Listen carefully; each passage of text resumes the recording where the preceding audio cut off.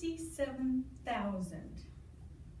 That's how many puppies one unaltered female dog and her offspring can produce in 6 years. 370,000. That's how many kittens one unaltered cat and her offspring can produce in 7 years.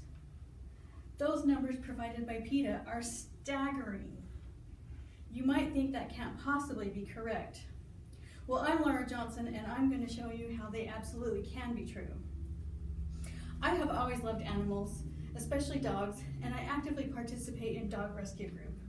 My speech today is to convince you to do your part to help reduce the number of healthy pets being euthanized each year. I will discuss the conditions that have brought us to uncontrolled pet populations, the efforts being made to help, and what you can do to do your part. Those crazy numbers I mentioned, here's how they are determined. One unspayed dog can typically bear 2 litters annually, with 6 to 10 offspring per litter. If a female dog lives in proximity to an unneutered, unrestrained male dog, it's pretty much inevitable that she's going to be having a litter of puppies. The gestational period is 64 to 66 days. These numbers according to University of Missouri, found in an article by Naomi Wilburn on dailypuppy.com. There are a few things that have contributed to these numbers getting out of control. First of all, apathetic pet parents. Those parents of fur babies that just don't get around to spaying or neutering their babies. Or they can't afford to get them fixed. Or they think, just 1 litter. I'll let my dog just have 1 litter.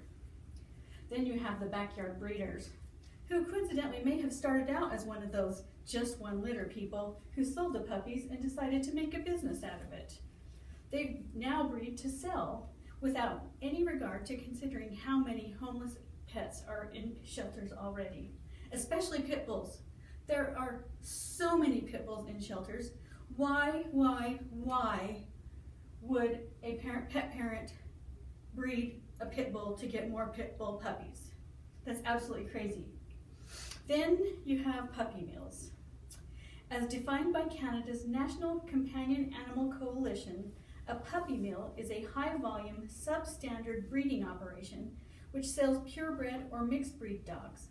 They have facilities that mass produce puppies and put profit above welfare. Puppy mills create living conditions for their dogs that are deplorable at best. That is from Mary Jo Dion with Modern Dog Magazine. Those conditions are shocking at puppy mills. They're cramped cages with multiple dogs in each one, unsanitary conditions, they don't get any love or affection, and sometimes they're even kept in large dark rooms or barns with no light even until somebody comes for their once daily check. From Weebly.com, The Truth About Puppy Mills, puppy mill owners cram as many dogs as possible into each cage and stack cages on top of one another, so the waste products that do fall down through fall onto the dogs held below. The fact that these dogs are constantly kept in dirty living conditions, disease spreads very easily throughout the puppy mills. As a result of all these diseases, these pets that make it to the pet shops as puppies, they're not healthy. They don't get veterinary care because veterinary care would cut into the profits. Pet stores that sell cats and dogs perpetuate the problem and encourage puppy mills. Now that you have an understanding of the pet population getting out of control, let's take a look at some of the efforts being made to get some control over it. Rescue groups partner closely with shelters to find forever homes for the pets and reduce euthanasia. Most rescue groups work out of foster homes without a brick and mortar store.